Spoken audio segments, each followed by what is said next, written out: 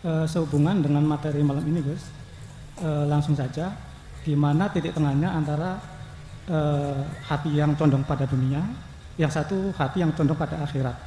Jadi titik tengah untuk fit dunia hasanah wa fil arti hasanah itu seperti apa, Gus?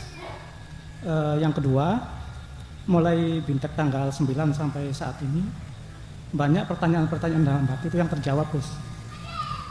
Dan sampai pemahaman, saya mendapatkan pemahaman kalau kita mencari kebenaran tentang Tuhan, kita tidak akan mendapatkan selain Tuhan itu sendiri, seperti itu, Gus. Mohon diluruskan, Gus. Terima kasih. Assalamualaikum warahmatullahi wabarakatuh. Waalaikumsalam warahmatullahi wabarakatuh. Jatuhnya makhluk itu selalu di tempat yang salah. Jatuhnya makhluk itu selalu di tempat yang salah. Bahkan Allah menjelaskan tentang masalah al-insan khayawanun natiq. Manusia itu selalu sifatnya itu pelupa, lalai, pokoknya di tempat yang selalu salah. Disebut al-insan selalu jatuhnya di posisi salah itu karena manusia belum menghilangkan rasa kemanusiaane. Ini persoalannya ada di situ. Ingat, di dalam diri kita itu ada istilah sifat basariyah.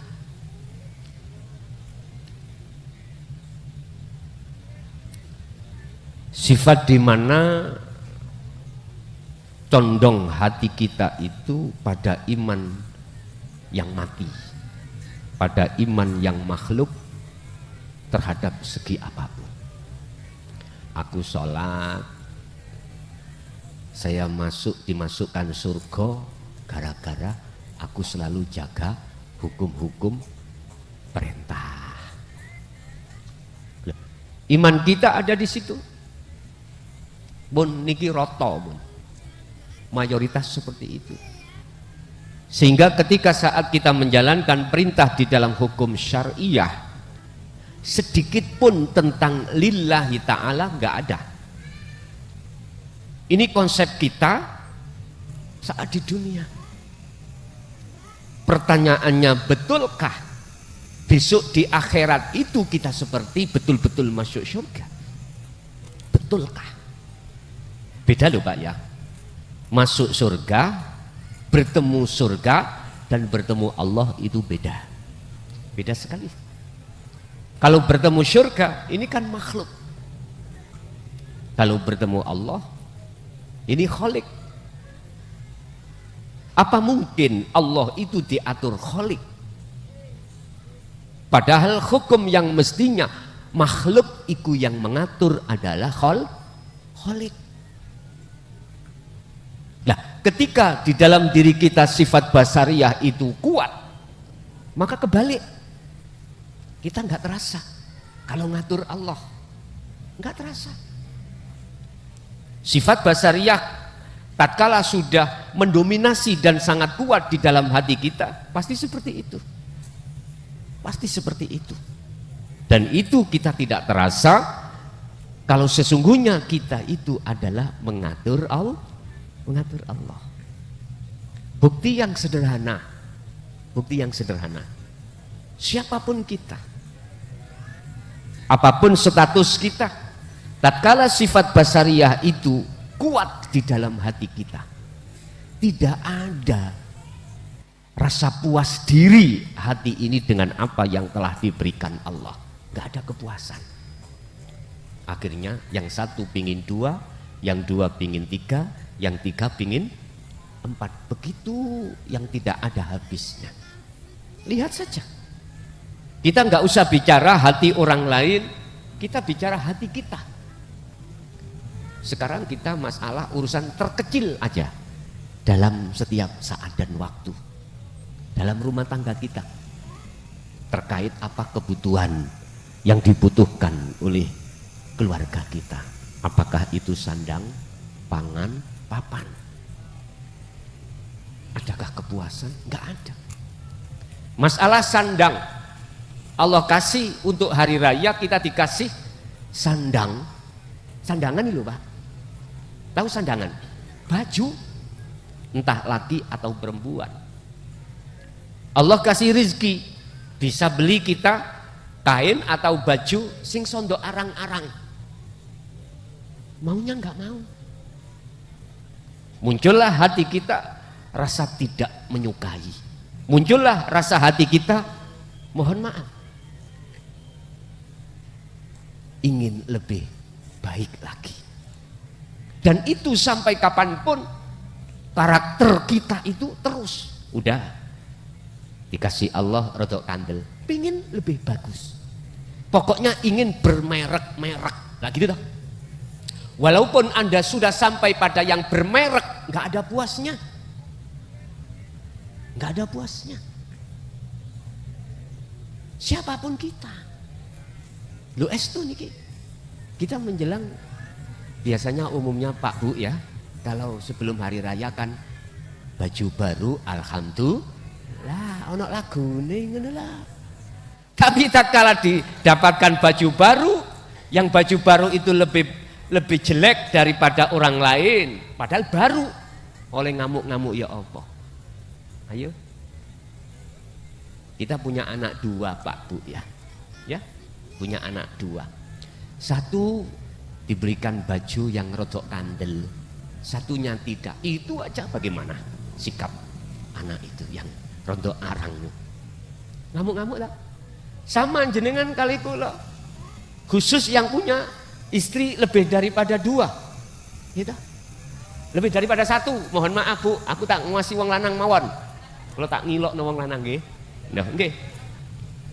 1 dapat baju bagusnya itu 90%, satunya 80%. Kira-kira atine mboten gremeng, Pak.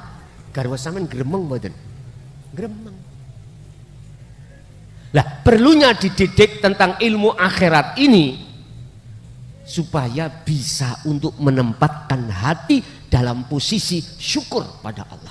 Sebab siapapun kita, apapun status kita, tidak ada rasa puas.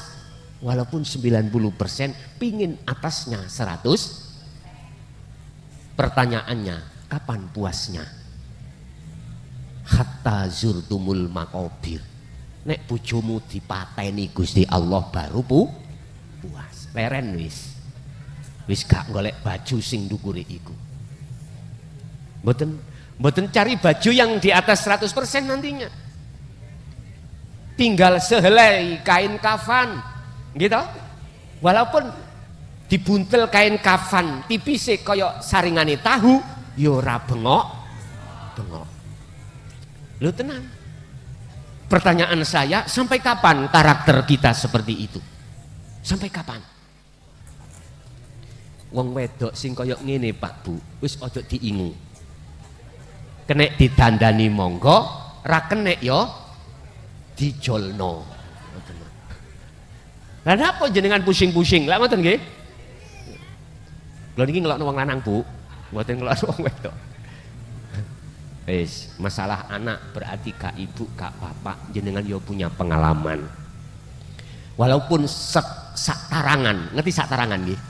Sak kandungan. Itu suatu saat nanti jenengan menghadapi kondisi anak itu iri. Satu sampean tukokno celana panjang, satunya celana pendek, muring-muring. Nek gak padha muring. Padahal ketika Anda ini dihadapkan Allah sikon yang tidak baik, katakanlah 80%, yang satunya 90%, itu ada maksud Allah. Ada maksud Allah supaya jiwa ini tidak lepas dari Allah. Berhubung sifat basariyah kita itu lebih kuat, maka nggak menjadikan kita tambah baik pada Allah, justru tambah ingkar pada Allah. Persoalan sifat basariyah kuat dan tidaknya dalam diri kita tergantung kuncinya zikir sampai di mana Anda. Kalau Anda sering-sering zikir sirul asor, aku yakin tidak seperti itu. Aku yakin. Gampangane ngomong. Nek ati sampean itu sudah sering bertemu Allah, maka tidak mudah Anda itu protes ngatur Gusti. Bon, iku kesimpulannya. Tentang fid dunya hasanah, di dunia ini bagus, maksudnya ada dua kacamata. Kacamata pertama dimaksud fid dunya hasanah, berarti urusan dunya iki boten ruwet. Jenengan iki totong ilmu syariate lelampah amar ma'ruf nahi mungkar sesuai hukum syariat. Kebutuhan yang kita butuhkan setiap saat dan waktu untuk anak, istri, suami itu tercukupi. Ada pandangan yang mengatakan fid dunya hasanah seperti itu.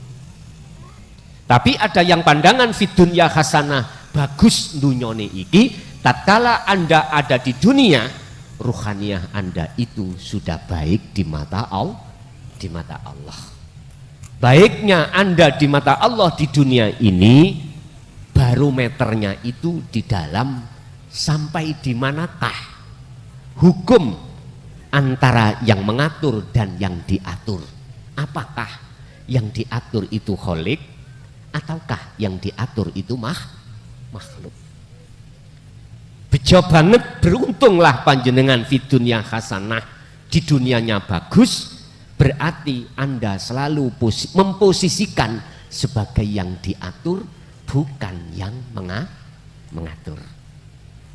Anda merasa yang diatur itu tidak ada kecuali Anda wa amilus sholihah, ruhaniyah Anda selalu berzikir pada Allah. Yes. Wa fil akhirati hasanah, jikalau posisi Anda di dunia sudah bagus di mata Allah, mesti di akhirat itu bagus. Beda dengan pandangan yang pertama tadi. Kalau pandangan akhirat yang dimaksud pandangan yang pertama, besok di akhiratmu itu baik di mata Allah. Pertanyaan saya, betulkah memang akhiratmu bagus di mata Allah?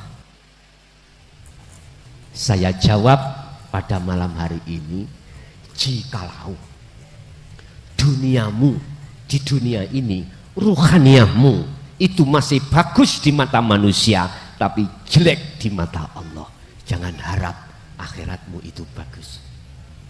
Jangan harap akhiratmu bagus. Apa mungkin kita sebagai orang buta di dunia bisa bertemu Allah di akhirat, sedang kita posisi di dunia masih buta pada Allah? Gak mungkin. Inilah jawaban yang harus direnungkan. Untuk masalah mencari kebenaran tentang Allah, manusia tidak ada yang bisa. Gak ada yang bisa. Sebab kebenaran pada Allah itu jatuhnya di makom jam'i. Makom di mana dalam diri Anda sudah tidak berlaku lagi hukum-hukum makhluk, sudah tidak ada lagi. Sudah tidak ada lagi. Hukum-hukum makhluk yang tadinya bersifatkan sifat basariyah itu sudah tidak berlaku kembali. Ini tidak akan berlaku manakala Anda ini sudah lepas diri dari duniawiyah. Tinggalkan seluruh perkara-perkara yang berkenaan dengan makhluk. Inilah yang Allah jawab di dalam surat Toha ayat 14. Innani anallah la ilaha illa ana. Berarti yang berlaku hanya hukum ana, hukum Allah saja. Selain Allah hukum sudah tiada. Inilah yang kumaksud makom jam'i. Makom di mana sudah melewati alam muhadharah, melewati alam mukasyafah.